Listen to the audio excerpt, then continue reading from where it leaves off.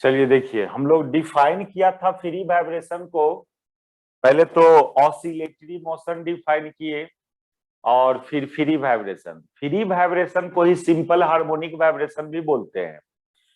और उसके लिए कंडीशंस था कि पहला कंडीशन की मोशन मस्ट बी ऑसिलेटरी, और दूसरा कंडीशन था कि जो रीस्टोरिंग फोर्स है वो directly proportional to linear power of displacement.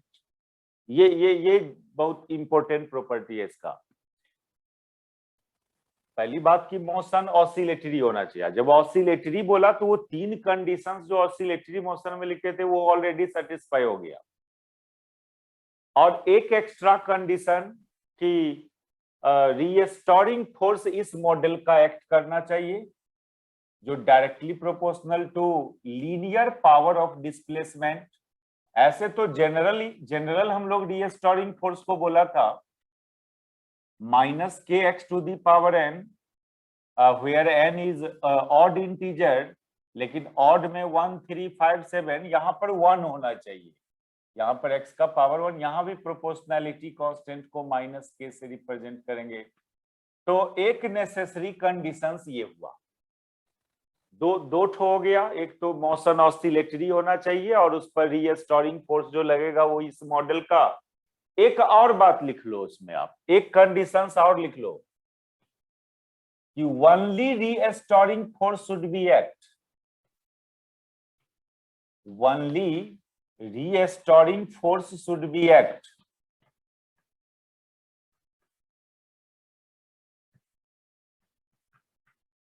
और कोई फोर्सेज एक्ट नहीं करना चाहिए सिस्टम पर, ओनली रीस्टोरिंग फोर्स।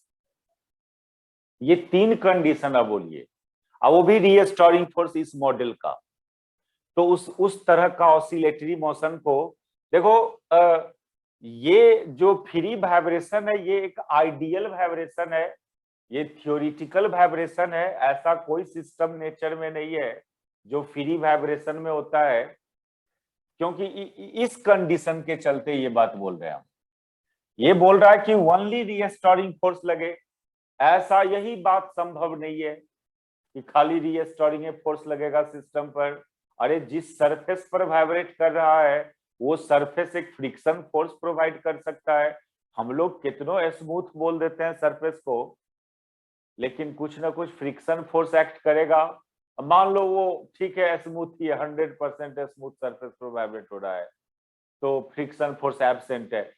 हवा में वाइब्रेट कर रहा है, हवा भी एक फ्रिक्शन फोर्स, एटमॉस्फेयर भी एक फ्रिक्शन फोर्स लगाएगा, विस्कस फोर्स। विस्कस फोर्स भी एक फ्रिक्शन फोर्स ही है ड्यू टू एयर गैस।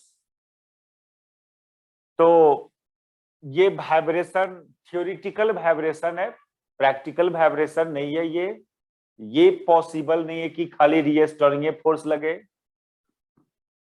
अब दूसरा काम जो करेंगे हम लोग इसमें, ये तो कंडीशंस ऑफ फ्री वाइब्रेशन किया। अब लिखिए equation of motion of free vibration, equation of motion of free vibration.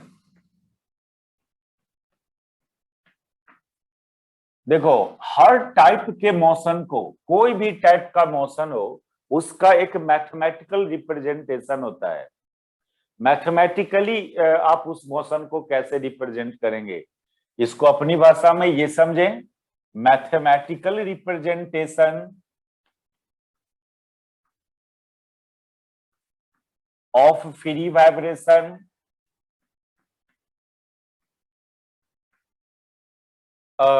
और जनरली कोई भी मोशन होता है उसका जो उस मोशन को मैथमेटिकली आप रिप्रेजेंट जो करोगे तो सबसे पहले एक डिफरेंशियल इक्वेशन होता है उस मोशन का, फिर उस डिफरेंशियल इक्वेशन को सॉल्व करके अदर वेरिएबल सब फाइंड किया जाएगा।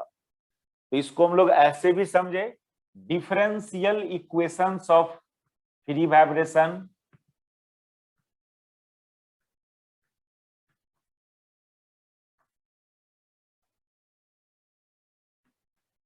एक बात समझो अब यहां पर आप कि जब भी हम बोले इस मोशन को मैथमेटिकली रिप्रेजेंट करें, तो आप उस मोशन से रिलेटेड एक डिफरेंशियल इक्वेशन फॉर्म करेंगे। ये पूरे फिजिक्स की बात है, ये 9th 10th 11th 12th में भी ये बात ही था।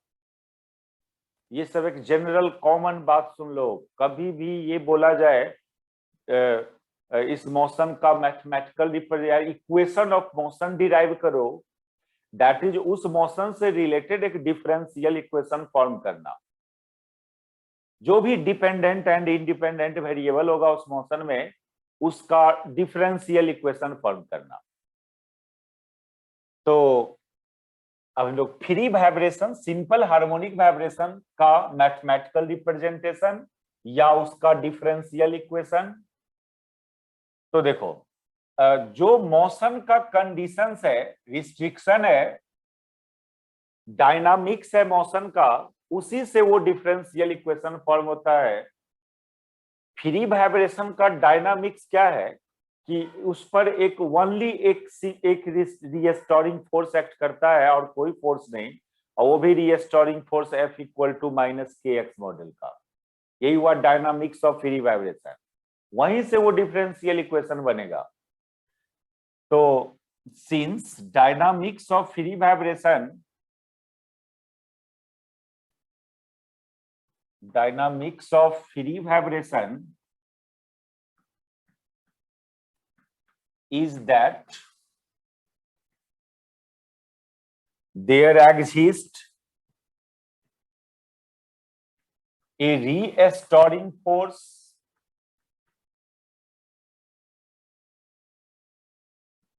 F equal to -kx।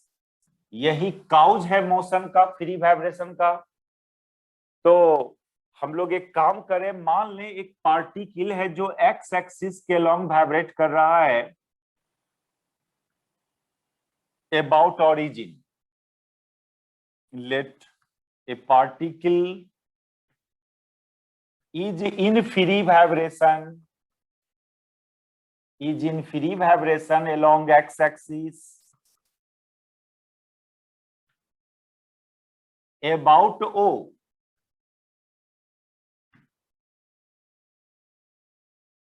मान लो किसी समय वो particle at any instant of time, वो पार्टिकल इस मीन पोजीशन से x दूरी पर है इधर, तो उस पर एक ये एक रीस्टोरिंग फोर्स लगेगा। और देखें रीस्टोरिंग फोर्स का direction always directed towards mean position. उतार लिए सब बात?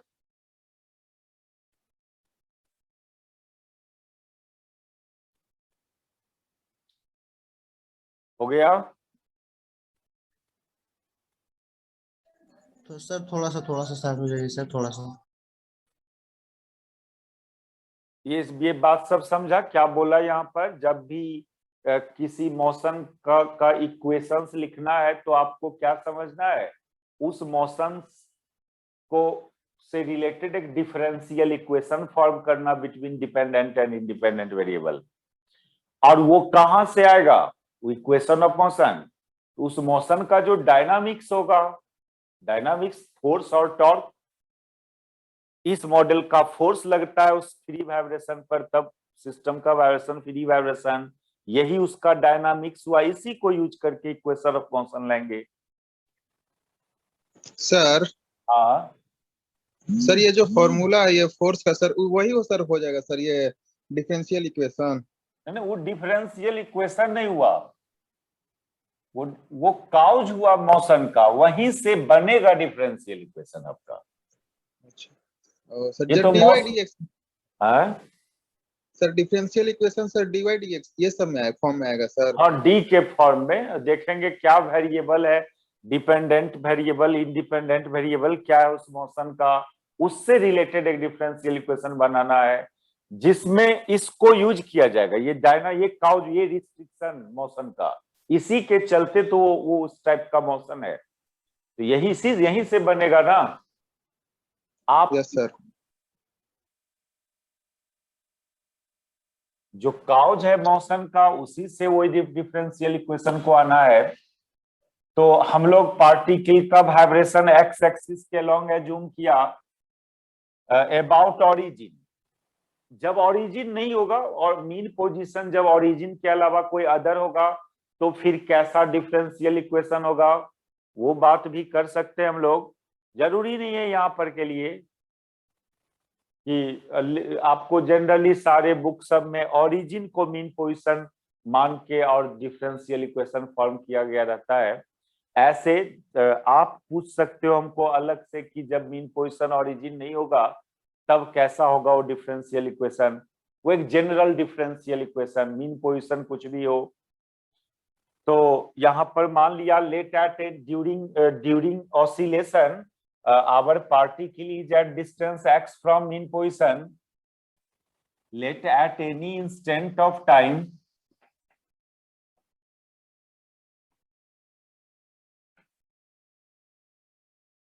particle is at distance x from O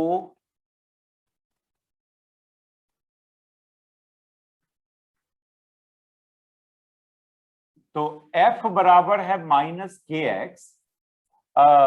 variable यहाँ क्या दिख रहा है, पोजीशन x जो है अलग अलग टाइम पर अलग अलग है, तो टाइम Yes, यहाँ sir. इंडिपेंडेंट वेरिएबल और x हुआ डिपेंडेंट वेरिएबल नहीं। इस Yes, मोशन sir. में पहली बार यदि देखें तो क्या क्या वेरिएबल नजर आ रहा है, position and time, different time पर डिफरेंट पोजीशन। पोजीशन यहाँ का डिपेंडेंट वेरिएबल और टाइम इंडिपेंडेंट वेरिएबल। या ऐसे भी एक बात सुनो, जब भी किसी सिस्टम का मोशन डिस्क्राइब कर रहे हो आप, तो आपको एटलीस्ट 3 चीज देना चाहिए आपको, position as a function of time, velocity as a function of time and acceleration as a function of time. ये 3 चीज बतला दिया, दैट इज आप उसका मोशन डिस्क्राइब कर दिए। अदर काइनेमेटिक्स, काइनेटिक एनर्जी क्या है, पोटेंशियल एनर्जी क्या है, उसका अदर मोमेंटम क्या है, ये सब भी मोशन डिस्क्राइब करने में होना चाहिए।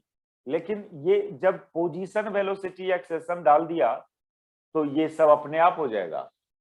मेन ये 3 काइनेमेटिक्स है किसी भी मोशन का, position velocity and acceleration as a function of time. तो कोड वर्ड में हम लोग बोलते हैं डिस्क्राइब मोशन ऑफ पार्टिकल या system, that is we have to find position as a function of time, velocity as a function of time, acceleration as a function of time. ये तीनों find करना। अब इस तीनों को फाइंड करने के लिए कुछ तो गिवन होगा, कुछ तो गिवन होगा। तो क्या होगा गिवन होगा, उस मोशन का डायनामिक्स गिवन होगा कि उस मोशन का काउज फोर्स है कि काउज उसका टॉर्क है। यही दो तो बात है, मोशन का काउज में यही 2 चीज तो है, होता है फोर्स या टॉर्क, इसी को तो डायनामिक्स बोलते हैं। तो यदि फोर्स गिवन होगा तो आपको तुरंत क्या मिल जाएगा, एक्सेलरेशन मिल जाएगा उस सिस्टम का।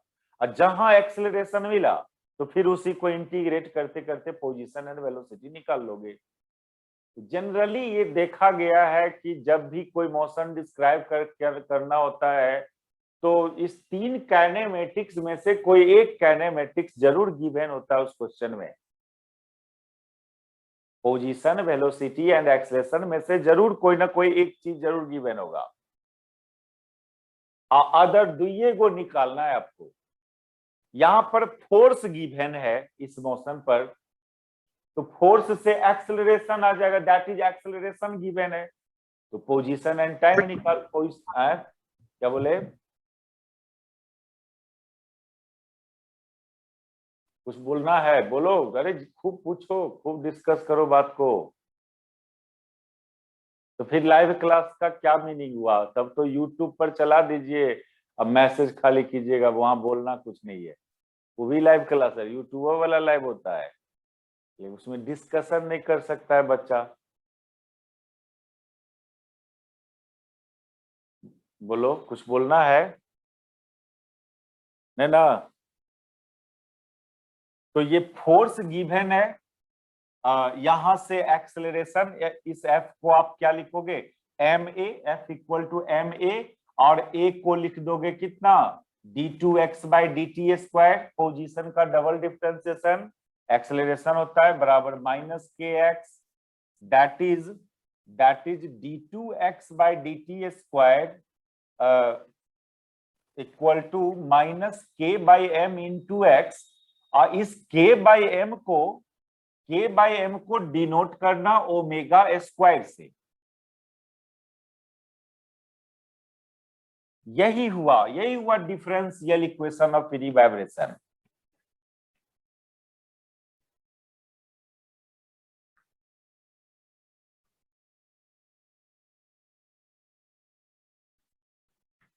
ऐसे लिखिए, या इसको d2x by dt square plus omega square x equal to 0।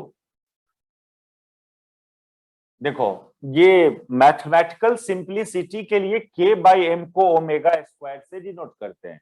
Omega से डिनोट करना ये सही नहीं होता है, क्योंकि k फोर्स कांस्टेंट है, ये एक पॉजिटिव क्वांटिटी है, मास भी पॉजिटिव क्वांटिटी है। तो इसको स्क्वायर टाइप से लिखने का पर्पस ये है कि इस फोर्स का डायरेक्शन ऑलवेज इक्विलिब्रियम पोजीशन की तरफ बना हुआ रहेगा, क्योंकि बाहर से एक माइनस डाल रहे हो आप, तो पूरा इस क्वांटिटी का साइन ये निगेटिव दिखना चाहिए, इसलिए अंदर का जो भी चीज है वो ऑलवेज पॉजिटिव हो। तो k/m ओमेगा स्क्वायर टाइप से लिखने का मतलब ये हुआ कि ये क्वांटिटी हमारा ऑलवेज पॉजिटिव रहेगा। स्क्वायर टाइप से कोई चीज को लिखते हो, इसका मीनिंग होता है कि वो क्वांटिटी को हमेशा पॉजिटिव बना के रखना है। अब फोर्स का या एक्सेलरेशन का क्या डायरेक्शन होगा, वो एक्स के साइन पर ओनली डिपेंड करेगा। एक्स यदि पॉजिटिव होगा तो एक्सेलरेशन का साइन निगेटिव होगा, क्योंकि ये माइनस लगा हुआ है। एक्स यदि निगेटिव होगा, इधर होगा पार्टिकल, तो एक्सेलरेशन का डायरेक्शन उधर होगा, यानी acceleration always directed towards mean position, क्योंकि फोर्स के बारे में बोले हम लोग कि always directed towards mean position, तो acceleration is also always directed towards mean position. ये बात वैलिड होने के लिए हम लोग यहाँ इस टर्म को, इस कांस्टेंट को पॉजिटिव कांस्टेंट बना के रखते हैं, क्योंकि ये x और ये निगेटिव साइन ये दोनों मिलके डिसाइड करेगा इसका डायरेक्शन। अब एगो इसका भी साइन को वेरिएबल कर दोगे, इसके साइन को वेरिएबल कर दोगे, तो फिर कंफ्यूजन होगा कि इसका ये निगेटिव साइन, इसका साइन, इसका साइन, तीनों मिलके तब फिर डिसाइड करेगा कि क्या इसका डायरेक्शन होगा। इसलिए इसको हम लोग पॉजिटिव कांस्टेंट मान के रखते हैं, इसलिए वो स्क्वायर टाइप का लिखा उसको। ठीक है,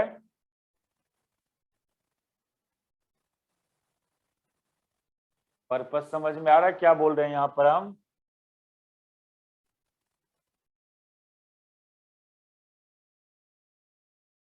बोलो। यस सर, आया। क्यों ओमेगा स्क्वायर्ड मॉडल का ही रखा उसको, उस ओमेगा का क्यों नहीं लिखे, ओमेगा क्यों नहीं लिखे? के पॉजिटिव कांस्टेंट है, मास पॉजिटिव है, तो k/m भी तो पॉजिटिव होगा। अब कोई भी पॉजिटिव क्वांटिटी को स्क्वायर मॉडल का इस ये ओमेगा स्क्वायर आप यहाँ एज्यूम किए हो, k/m की जगह ओमेगा स्क्वायर लिखा, where omega equal to √k/m। इसका एक नाम रखा गया, यहाँ इस ओमेगा को बोला गया है angular frequency of vibration, angular frequency of vibration.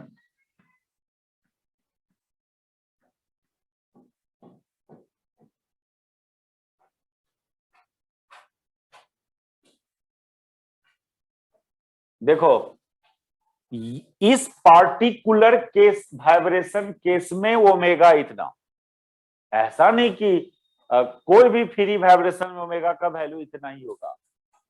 अब स्प्रिंग ब्लॉक सिस्टम का वाइब्रेशन होगा तो ओमेगा का कुछ अदर एक्सप्रेशन आएगा, पेंडुलम का वाइब्रेशन होगा तो वहां भी ओमेगा स्क्वायर आएगा। ये डिफरेंशियल इक्वेशन तो सबके लिए हुआ इसी मॉडल का, बस खाली यहाँ पर चेंज होते रहेगा, एक्स की जगह थीटा आ सकता है। वाइब्रेटरी मोशन भी दो टाइप का, एक एंगुलर ऑसिलेटरी मोशन और एक लीनियर ऑसिलेटरी मोशन।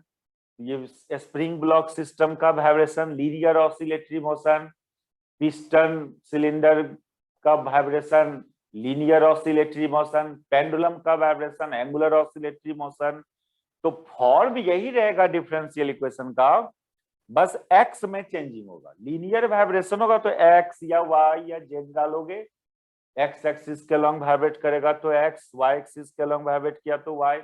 और एंगुलर ऑसिलेटरी मोशन हुआ तो इस एक्स की जगह थीटा आ जाएगा। एंगुलर पोजीशन से वहां पर बात करेंगे हम लोग, ये लीनियर पोजीशन है। लेकिन डिफरेंशियल इक्वेशन का फॉर्म ऐसा ही होगा, और ये ओमेगा का वैल्यू अलग अलग आएगा। आप देखे भी होंगे 11 में पेंडुलम केस में ओमेगा का वैल्यू √L/G ये आता होगा। स्प्रिंग ब्लॉक सिस्टम केस में K/M। पेंडुलम में भी बहुत सारे पेंडुलम होता है, टॉर्सनल पेंडुलम, फिजिकल पेंडुलम, तो अलग अलग ओमेगा आता है। अभी हम लोग इस पार्टिकुलर सिचुएशन के लिए ये ओमेगा आ रहा है, इसका नाम एंगुलर फ्रीक्वेंसी ऑफ वाइब्रेशन। देखो ये डिफरेंशियल इक्वेशन हुआ फ्री वाइब्रेशन का, जो linear free vibration, angular free vibration नहीं कर रहे अभी हम। अच्छा, अब आइए इसको देख के वाइब्रेशन का नेचर क्या है, वाइब्रेशन के बारे में, फ्री वाइब्रेशन के बारे में और कुछ नहीं बोल सकते हो, कैसा वाइब्रेशन है, क्या हो रहा होगा उसके अंदर। तो उस सब बात को पता करने के लिए इस डिफरेंशियल इक्वेशन को सॉल्व करना होगा। तो डिफरेंशियल फॉर्म में है, अब इसको सॉल्व करेंगे तो हम लोग को निकलना चाहिए x as a function of time, velocity vx as a function of time, acceleration ax as a function of time. अब लिख तो दिया as a function of time, जरूरी नहीं कि टाइम का फंक्शन में हो ही वो चीज, जनरल टाइम के फंक्शन में लिखा, जरूरी नहीं कि वो रियली में टाइम का फंक्शन कांस्टेंट भी हो सकता है। तो ये सब क्या होगा, तो इसके लिए इसका सॉल्यूशंस करना होगा। हम लोग इससे पहले डिफरेंशियल इक्वेशन पढ़े थे, सॉल्यूशंस करना जानते हैं सेकेंड ऑर्डर डिफरेंशियल इक्वेशन का। तो इसका रूट्स निकालोगे, रूट्स क्या आता है, रियल इमेजिनरी, तो इसका तो इमेजिनरी रूट्स आएगा इस डिफरेंस। तो लिख दो टॉपिक में solution of differential equation. Solution के लिए क्या करना होता था, ये d2/dx dt स्क्वायर जो है इसको कैपिटल D स्क्वायर मानते हो, तो ये हो जाएगा कितना, ये डिफरेंशियल इक्वेशन बन जाएगा d square plus omega square into x बराबर 0। ये वो क्वाड्रेटिक इक्वेशन हुआ, यानी d square equal to minus omega square. ये इसको, इस ऑपरेटर को d2 लिखते थे ना, d स्क्वायर, तो ये बात इसमें सब्स्टिट्यूट कीजिएगा तो ये d स्क्वायर एक्स हुआ, x कॉमन कर दिया, अब ये 0 आ रहा है तो x तो नहीं 0 होगा, x तो हमेशा 0 नहीं होगा, x इज नॉट ऑलवेज 0, जबकि RHS को हमेशा 0 होना है, तो इसी को 0 करना होगा। x is not always 0, x भी 0 होता है लेकिन कोई कोई पार्टिकुलर टाइम पर होगा, वो ड्यूरिंग वाइब्रेशन x 0 होगा लेकिन एक सर्टेन इंस्टेंट ऑफ टाइम पर 0 होगा, ऑलवेज नहीं 0 होगा वो। इसलिए ये जो इक्वालिटी है कि इतना बराबर 0 है, तो इसके चलते नहीं होगा, ये इसके चलते होगा 0, x इज नॉट ऑलवेज 0। इसलिए आपको इसी को 0 करना पड़ेगा, और जब ये 0 हुआ तो इसका रूट्स क्या आएगा, d का वैल्यू एक प्लस माइनस आई ओमेगा आएगा, plus minus I omega imaginary आएगा, माइनस उधर जाएगा तो माइनस ओमेगा स्क्वायर। अब माइनस ओमेगा स्क्वायर का रूट करोगे माइनस, तो इमेजिनरी ना आएगा, निगेटिव का रूट नहीं ना होता है, वो माइनस को आई स्क्वायर लिख दिया हम लोग, समझे ना यहाँ पर क्या किया। पीछे डिफरेंशियल इक्वेशन पढ़े हैं इसलिए उतना प्रॉब्लम नहीं होना चाहिए। बोलो ठीक है सर, इतना समझ गए हैं। ठीक है। तो जब जब कॉम्प्लेक्स कंजुगेट रूट हो तो आप जानते हो सॉल्यूशंस का क्या मॉडल होता था। सॉल्यूशंस का मॉडल आप जानते हो है, इसलिए ये x बराबर हो जाएगा, सॉल्यूशंस जो हो जाएगा x, वो a e to the power एक प्लस आई ओमेगा, और ये यहाँ का इंडिपेंडेंट वेरिएबल टाइम है, I omega T and plus b e to the power minus I omega T. और इस सॉल्यूशन को हम लोग इस तरह से भी लिखा था, a साइन या A naught sine omega T plus alpha, इस मॉडल का भी लिखा था इस सॉल्यूशन को। और इस मॉडल का भी लिखा था A cos omega T plus B sine omega T, इस मॉडल का भी लिखा था सॉल्यूशन। ये तीनों पॉसिबिलिटी है, यहाँ पर तीनों एक दूसरे में डिराइवेबल है। यहां से यहां आते हैं, फिर यहां से यहां आ जाते हैं हम लोग। सब किए हैं ना वहां पर, सब फॉर्म किए हैं। क्या हुआ है सर सब? Yes.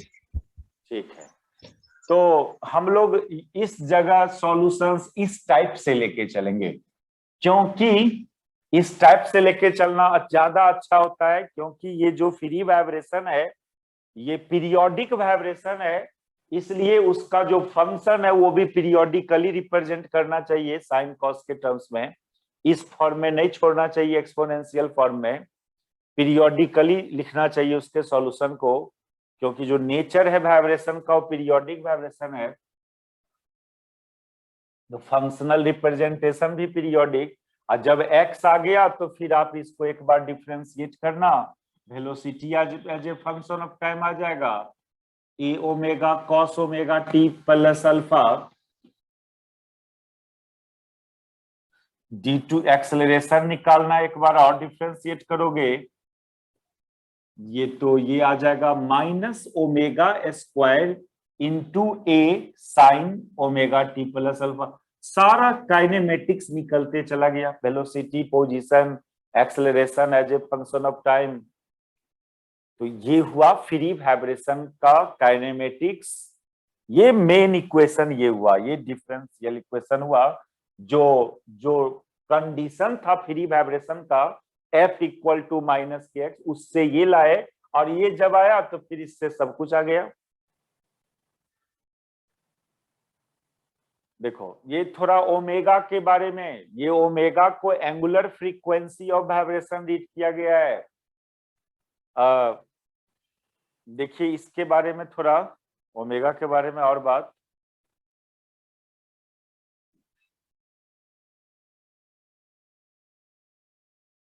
ये तीन काइनेमेटिक्स, वेलोसिटी। अच्छा एक बात और सुनो, ये हुआ equations of free vibration as a function of time. आप equation of free vibration as a function of X भी लिख सकते हो। ये equations of free vibration as a function of time,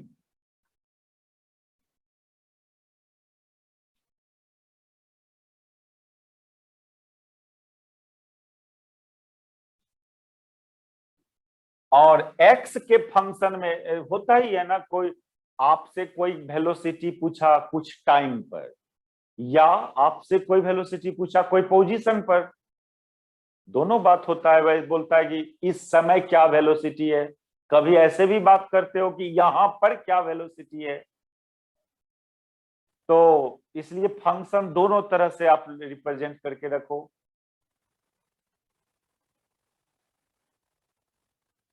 तो वेलोसिटी को आप x के फंक्शन में ले जा सकते हो, अभी टाइम के फंक्शन में है ये आपका वेलोसिटी, ये टाइम के फंक्शन में है। ये एक्सेलरेशन भी जो दिया आपको टाइम के फंक्शन में दिया, इसको पोजीशन के फंक्शन में लिख सकते हो। ए ओमेगा तो रहने दो, जो cos omega T plus alpha है उसको क्या लिखोगे, उसको लिखोगे root 1 minus sine square omega T plus alpha, ये लिखोगे, और ये इक्वेशन 1 से sine omega T plus alpha का वैल्यू निकालोगे तो एक्स बाई ए नॉट आएगा। तो यहाँ, अरे एक मिनट, ये भी ए ही लिख दीजिए इसको, ए नॉट ने ए। तो ये sign omega T plus alpha की जगह यहां से एक्स बाई ए आएगा, दैट इज ये x square by A square. फिर इसको सॉल्व करेंगे तो ये ओमेगा रूट 1 माइनस 1 सॉरी ए स्क्वायर माइनस एक्स स्क्वायर। थोड़ा ज्यादा अच्छा रहेगा यहाँ प्लस माइनस साइन देना, प्लस माइनस साइन, क्योंकि जब स्क्वायर करते रूट करते हैं तो प्लस माइनस एक्स स्क्वायर बराबर ए है, तो एक्स बराबर प्लस माइनस रूट ए, तो प्लस माइनस साइन देते चलना। यहाँ पर देखो ये हुआ velocity as a function of x. किस पोजीशन पर क्या वेलोसिटी है पार्टिकल का वो पता कर लोगे, यहां से किस टाइम पर क्या वेलोसिटी है पार्टिकल का ये पता कर लेंगे। और similarly acceleration as a function of x निकालना है, तो ये तो डायरेक्ट इतना की जगह एक्स डाल दो, इतना की जगह एक्स डाल दो यहाँ। एंड एक्सेलरेशन की बात करेंगे तो ये direct minus omega square x, इसको बोलेंगे equation of free vibration in terms of x, in terms of position. देखिए अभी इस इक्वेशन से और क्या क्या बात, फ्री वाइब्रेशन कैसा होता है इसके बारे में डिस्कस करें। नेचर ऑफ फ्री वाइब्रेशन, किस मॉडल का, उसमें क्या सब मैथमेटिक्स एग्जिस्ट करेगा। देखो ओमेगा को एंगुलर फ्रीक्वेंसी वर्ड यूज करते हैं हम लोग जब पीरियोडिक फंक्शन हो उसमें टाइम का कोएफिशिएंट कुछ भी हो। ये मैथमेटिकल कंसेप्ट है, फिजिक्स की बात नहीं है ये। यदि कोई पीरियोडिक फंक्शन है उसका एंगल वेरिएबल है, वेरिएबल एंगल है, तो वो जो इंडिपेंडेंट वेरिएबल का जो कोएफिशिएंट होगा उसको एंगुलर फ्रीक्वेंसी बोलते हैं। ये जनरल डेफिनेशन है।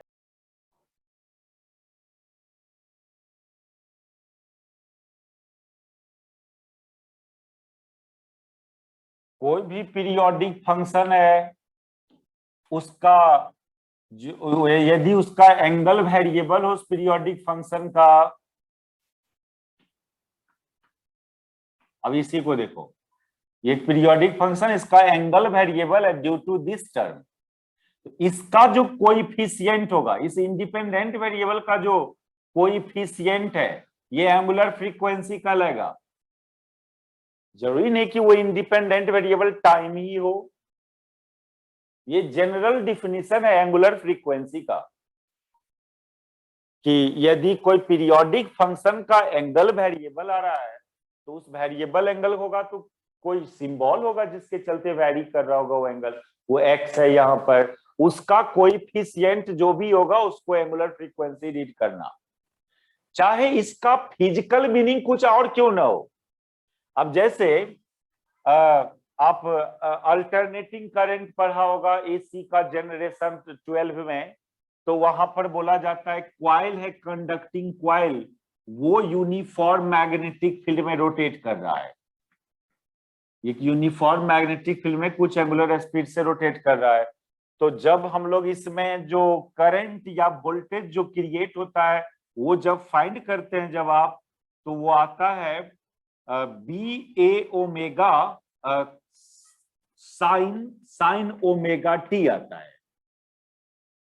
इस बी ए ओमेगा को ई नॉट लिख देते। इस मॉडल का ईएमएफ आता है from Faraday law, from Faraday law इस तरह का इक्वेशंस आता है। इस कंडक्टिंग कॉइल ये रोटेट कर रहा है ओमेगा एंगुलर स्पीड से। देखिए मैथमेटिकली इस ओमेगा को angular frequency of this EMF बोलेंगे, लेकिन फिजिकली वो क्या है, एंगुलर वेलोसिटी है। वो फिजिकल मीनिंग इस ओमेगा का एंगुलर वेलोसिटी है, लेकिन मैथमेटिकली उसको रीड करते हैं एंगुलर फ्रीक्वेंसी।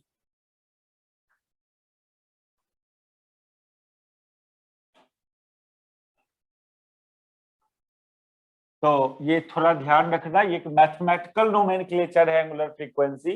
जब भी कोई पीरियोडिक फंक्शन, उसका एंगल वेरिएबल, तो जो इंडिपेंडेंट वेरिएबल का कोएफिशिएंट होगा उसको एंगुलर फ्रीक्वेंसी।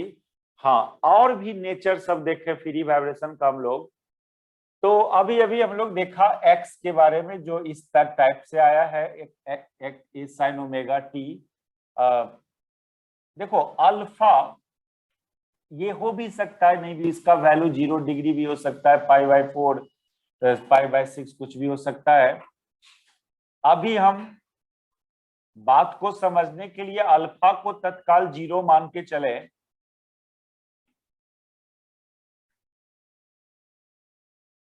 तो इक्वेशंस बहुत सिंपल दिखेगा। ए साइन ओमेगा टी, अल्फा का भी एक नाम है, अल्फा का भी एक नोमेनक्लेचर है, उसको फेज कांस्टेंट बोलते हैं अल्फा को।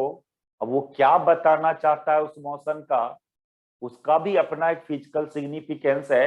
देखो कोई भी इक्वेशंस होता है तो इस इक्वेशंस का हर सिंबल उस मोशन का कुछ ना कुछ कोई ना कोई फिजिकल प्रॉपर्टीज को डिस्कस कर रहा होगा, कुछ ना कुछ फिजिकल सिग्निफिकेंस होगा उस सिंबल का उस मोशन के लिए। तो पार्टिकुलरली हम लोग देखेंगे जब सभी सिंबल को, ये एक्स देख रहे हो, ए, ओमेगा, टी, अल्फा, इतने ही तो सिंबल है। एक्स तो समझ रहे हैं कि एक्स क्या है, जो पार्टिकल वाइब्रेट कर रहा है, तो अलग अलग टाइम पर कहाँ है वो, किस टाइम पर कहाँ पोजीशंस को डिनोट कर रहा है at different instant of time. Omega को तो एंगुलर फ्रीक्वेंसी बोला, वो एक मैथमेटिकल नोमेनक्लेचर।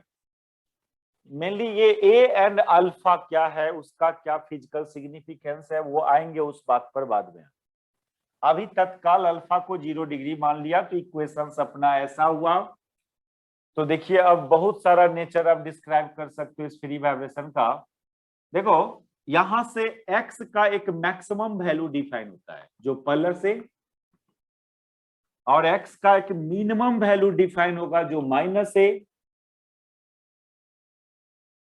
और एक बात और क्या देख रहे हैं हम लोग, ठीक है, तो इससे क्या पता चला, इससे पता ये चला कि जो पार्टिकल मेरा वाइब्रेट कर रहा है एक्स एक्सिस के लॉन्ग अबाउट ओ, वो प्लस ए से आगे नहीं जाएगा और माइनस ए से पीछे नहीं जाएगा। मैक्सिमम और मिनिमम का तो यही मीनिंग हुआ ना, नहीं? एक्स का ये Yes, मैक्सिमम वैल्यू है, यानी इससे आगे नहीं जाएगा।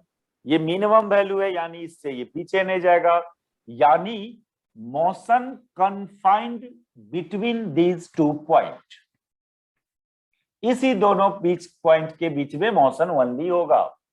और to fro motion that is ऐसा स्टेप का मोशन। तो 10 motion confined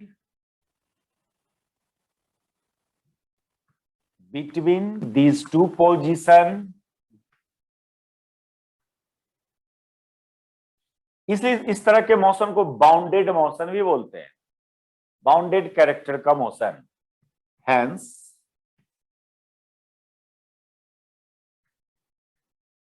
motion is of bounded character.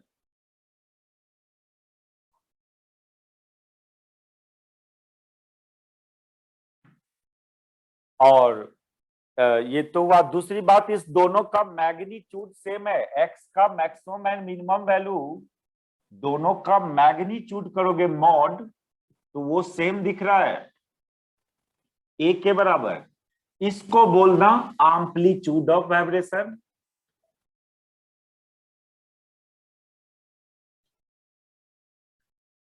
ये मैग्नीट्यूड सेम है, यानी मीन पोजीशन से जितना इधर गया उतना ही इधर जा रहा है, तो ये एम्पलीट्यूड ऑफ मोशन कहलाता है। और ये एक कांस्टेंट टर्म है। जब इस इक्वेशन को आप डिफरेंशियल इक्वेशन को जब सॉल्व किया था, तो ये जो टर्म था ये तो टाइम से इंडिपेंडेंट टर्म था। ये जब सॉल्यूशन किए थे तो ये ए क्या था, एक कांस्टेंट था, उसमें कोई टाइम वो इंक्लूडेड नहीं है।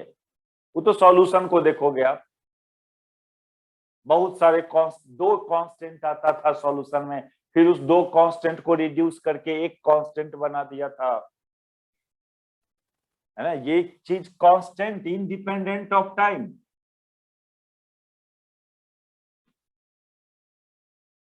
ये तो सॉल्यूशन को देखिए, अब ये जी डिराइव कैसे हुआ था वहां देखिए कि क्या इसके पीछे कोई टाइम पर डिपेंड करता हुआ कोई फंक्शन आ रहा था क्या, नहीं, एक कांस्टेंट था ये।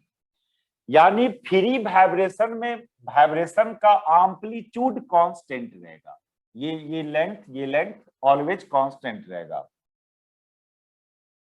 ये तो पिछले क्लास में ही शुरू में रिजल्ट पहले ही हमने सब बात लिख दिया था। इस वाइब्रेशन में वाइब्रेशन का एम्पलीट्यूड कांस्टेंट, एनर्जी कांस्टेंट, वो सब बात का प्रूफ देखो यहाँ। Also the amplitude of vibration is constant.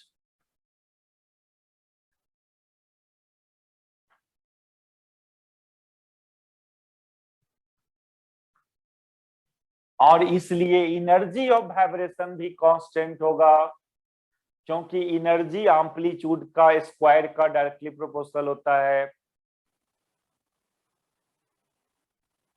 चलो थोड़ा ये सब बात हुआ। दूसरी बात की एनर्जी ऑफ वाइब्रेशन पता करें हम लोग, एनर्जी ऑफ वाइब्रेशन ये सब तो ठीक है। अच्छा, वेलोसिटी को देखो आप, ये तो पोजीशन का वेरिएशन देखा डिफरेंट टाइम पर, और वेलोसिटी और एक्सेलरेशन में क्या नेचर है। जैसे एक्स का एक मैक्सिमम एंड मिनिमम वैल्यू देखा हम लोग, वेलोसिटी का मैक्सिमम एंड मिनिमम वैल्यू, तो वेलोसिटी का जनरल फॉर्मूला क्या था, ए ओमेगा रूट ये omega root a square minus x square, plus minus, ये तो डायरेक्शन को बताता है, ये प्लस माइनस। मैग्नीट्यूड की बात करें हम लोग, मैग्नीट्यूड का मैक्सिमम मिनिमम वैल्यू जानना चाह रहे हैं हम लोग, ये तो डायरेक्शन को रिप्रेजेंट करता है ये प्लस माइनस। तो इसका मैग्नीट्यूड का मैक्सिमम मिनिमम वो टोटली एक्स पर डिपेंड करेगा।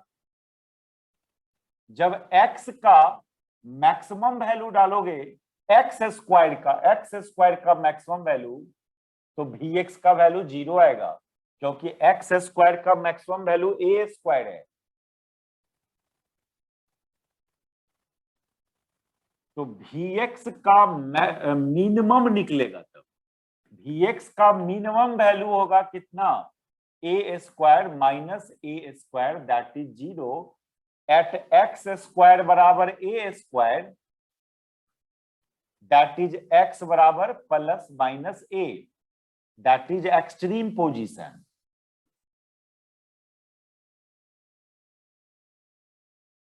अरे जितना ज्यादा से ज्यादा घटाओगे ये उतना ही कम से कम होगा ना, ये तो इस फंक्शन का प्रॉपर्टी है ना।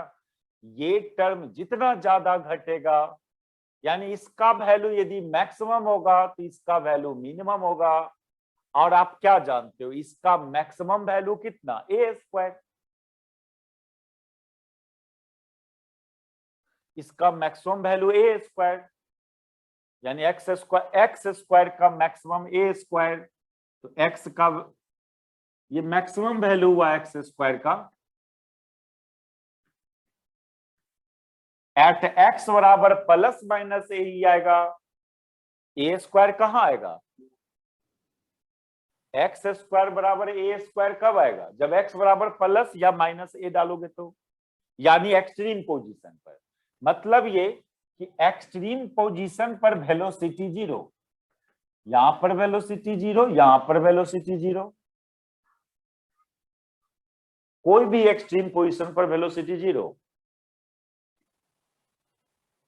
समझे इस बात को ना, वेलोसिटी कहां पर मिनिमम होगा वो पता किया, और वो मिनिमम वैल्यू कितना होगा वेलोसिटी का, 0। वेलोसिटी का वो मिनिमम वैल्यू 0 कहां पर एट आइदर एक्सट्रीम पोजीशन, या तो प्लस ए या माइनस ए, चाहे राइट एक्सट्रीम पोजीशन हो या लेफ्ट, दोनों जगह वेलोसिटी 0 होगा। हाँ होगा, वेलोसिटी का मैक्सिमम वैल्यू कितना होगा और कहां होगा।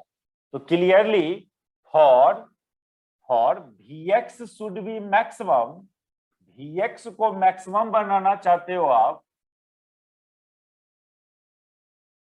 तो एक्स स्क्वायर को मिनिमम करो, जितना कम से कम ये घटेगा ये उतने ही ज्यादा से ज्यादा होगा मैक्सिमम, कॉमा देना, x square must be minimum,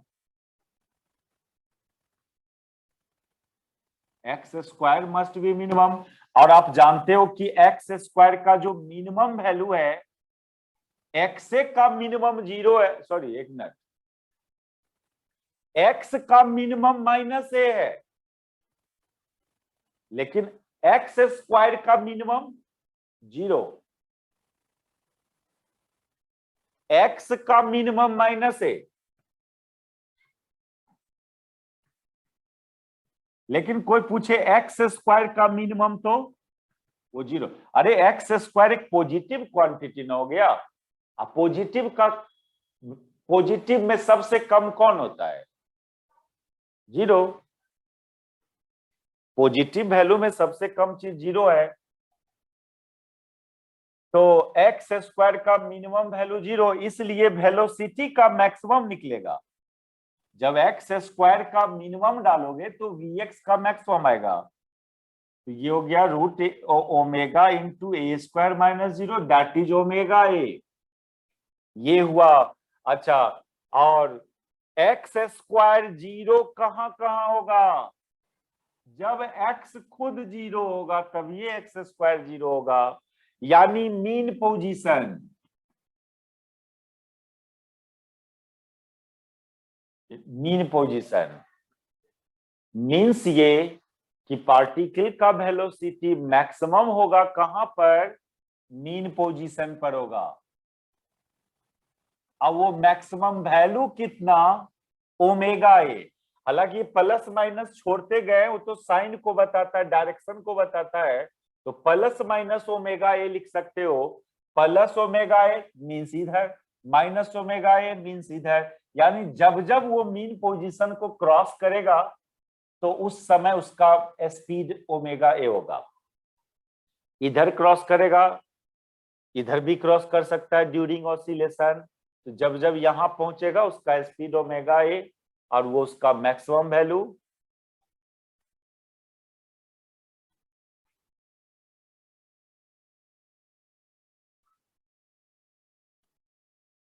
और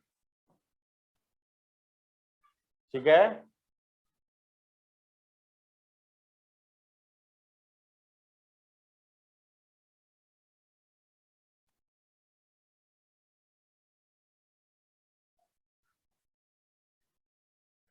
ये सब प्रॉपर्टीज और एक्सलेशन, एक्सलेरेशन का मैक्सिमम मिनिमम की बात करेंगे।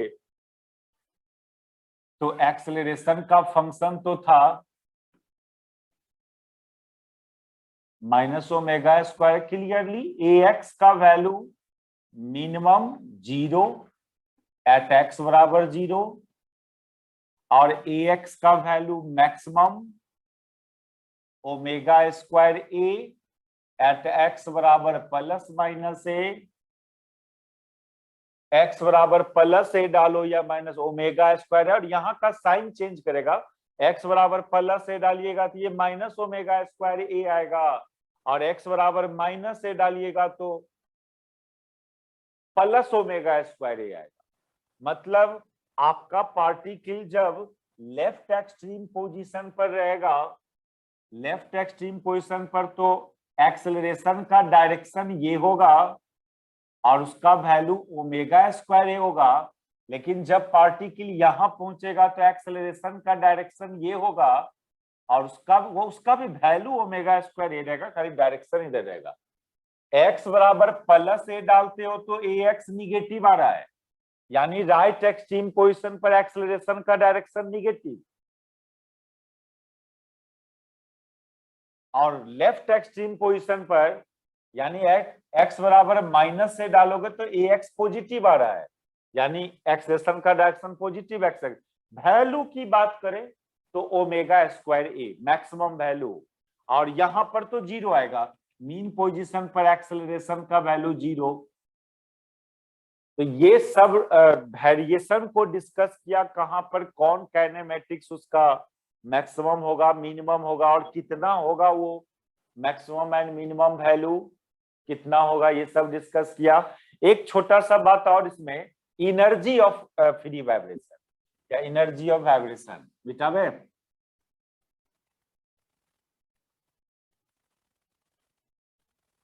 एक टॉपिक बनाओ यहां पर आप, एनर्जी ऑफ वाइब्रेशन।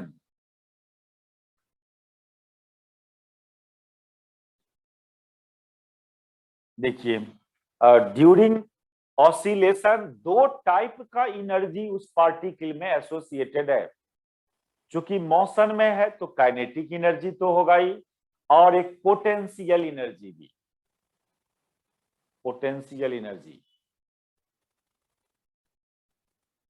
उसको इलास्टिक पोटेंशियल एनर्जी बोलते हैं। देखो रीस्टोरिंग फोर्स लगा है, रीस्टोरिंग फोर्स भी कंजर्वेटिव फोर्स होता है। कंजर्वेटिव फोर्स में only gravitational force, electric force ही नहीं है, वो स्प्रिंग फोर्स भी कंजर्वेटिव फोर्स, और कंजर्वेटिव फोर्स का जो वर्क डन होता है वो सिस्टम के अंदर पोटेंशियल एनर्जी के रूप में स्टोर्ड हो जाता है। या स्प्रिंग को आप इलोंगेट करते हो तो इलोंगेट करने में कुछ वर्क करना पड़ा, वो वर्क उसके अंदर पोटेंशियल एनर्जी के रूप में स्टोर्ड होगा। या कंप्रेस करोगे तो कुछ वर्क डन करना होगा, वो उसके अंदर एनर्जी के रूप में स्टोर्ड होगा। तो जब कभी भी कोई सिस्टम पर रीस्टोरिंग फोर्स लग रहा हो तो उसमें एक पोटेंशियल एनर्जी एग्जिस्ट करेगा सिस्टम में। ये दो टाइप का एनर्जी इस पार्टिकल में एसोसिएट होगा, kinetic energy and potential energy during vibration.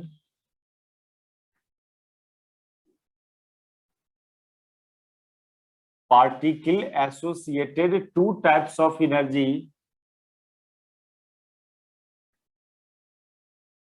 with it, two types of energy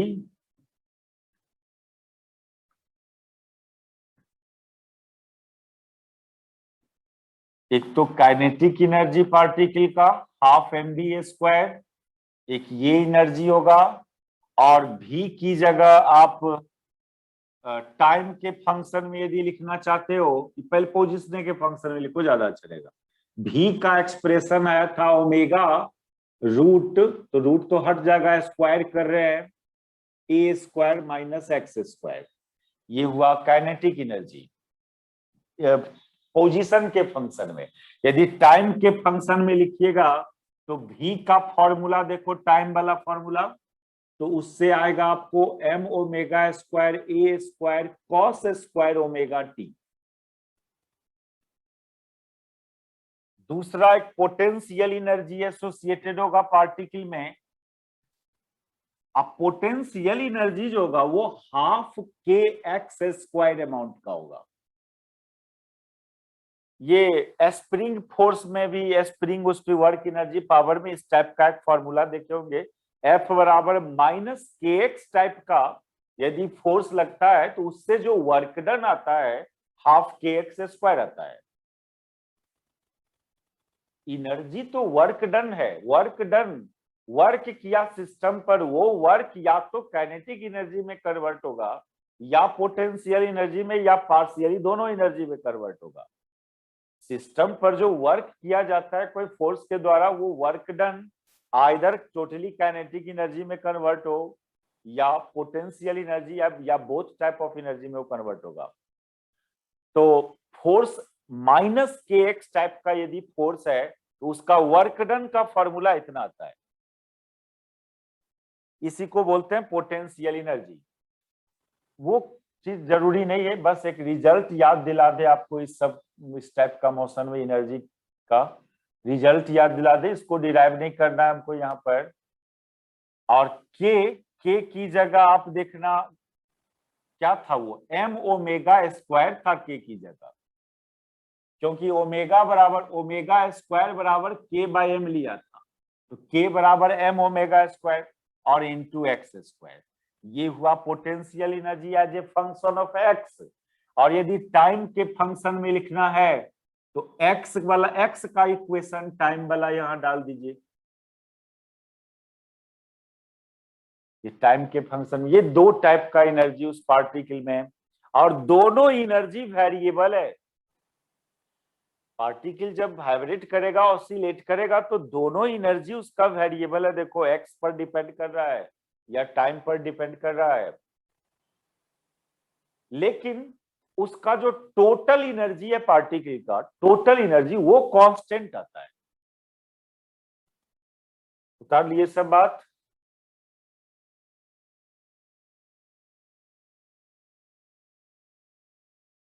total energy of vibration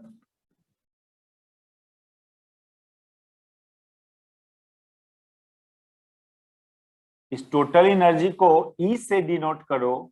ये kinetic energy plus potential energy, दोनों को ऐड कीजिएगा, इसको और इसको, तो ये एक्स स्क्वायर टर्म गायब हो जाएगा आपका। सिंपली आएगा ऐड करने पर half m omega square a square, ये आएगा। ये इंडिपेंडेंट फ्रॉम एक्स,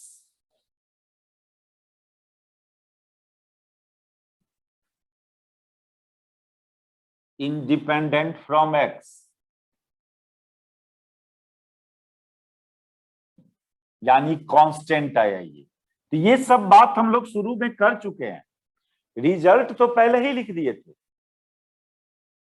कि इस मोशन में amplitude of vibration constant, energy of vibration constant, लेकिन काइनेटिक और पोटेंशियल एनर्जी वैरी कर रहा है।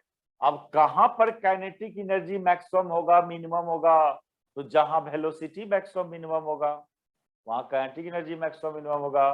पोटेंशियल एनर्जी कहां मैक्सिमम मिनिमम होगा? तो जहां एक्स का वैल्यू मैक्सिमम होगा, एक्स स्क्वायर का वैल्यू जहां मैक्सिमम होगा या मिनिमम होगा, वहां पोटेंशियल एनर्जी मैक्सिमम होगा। ये सब वो भी ऐसा आता है। देखो कोई भी एक्सट्रीम पोजीशन पर जाएंगे तो काइनेटिक एनर्जी मिनिमम वैल्यू में होता है, वो जीरो होता है, चाहे कोई भी एक्सट्रीम पोजीशन पर हो आप। यहाँ kinetic energy minimum and zero, और मीन पोजीशन पर काइनेटिक एनर्जी मैक्सिमम, और उसका वैल्यू इतना।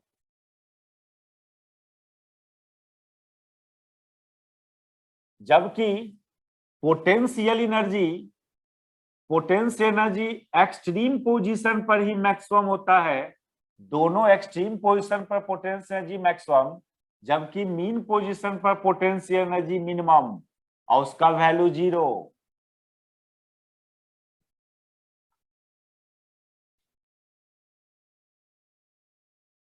देखो ऐसे मैथमेटिकली सुनो, U का value maximum half m omega square a square, कहां पर? एट एक्स बराबर प्लस माइनस ए पर, यानी आइदर एक्सट्रीम पोजीशन। कोई भी एक्सट्रीम पोजीशन पर जाएंगे तो potential energy maximum. Potential energy minimum कितना? जीरो। कहां पर? एट एक्स बराबर जीरो पर, यानी मीन पोजीशन पर। मीन पोजीशन पर पोटेंशियल एनर्जी जीरो, या वो मिनिमम वैल्यू हुआ पोटेंशियल एनर्जी का। काइनेटिक एनर्जी कहां पर मैक्सिमम मिनिमम? ये फंक्शन से पता कर लेना, एनालाइज कर लेना आप। ये जो रिजल्ट लिख रहे हैं हम मैक्सिमम मिनिमम का, एनर्जी का मैक्सिमम मिनिमम जो लिख रहे हैं, इस रिजल्ट को हम फंक्शन डिराइव किए, वहां से आप एनालाइज कर सकते हो। काइनेटिक एनर्जी का वैल्यू मैक्सिमम, ये भी half m omega square a square ही होगा मैक्सिमम वैल्यू, लेकिन ये कहां पर होगा? एट एक्स बराबर,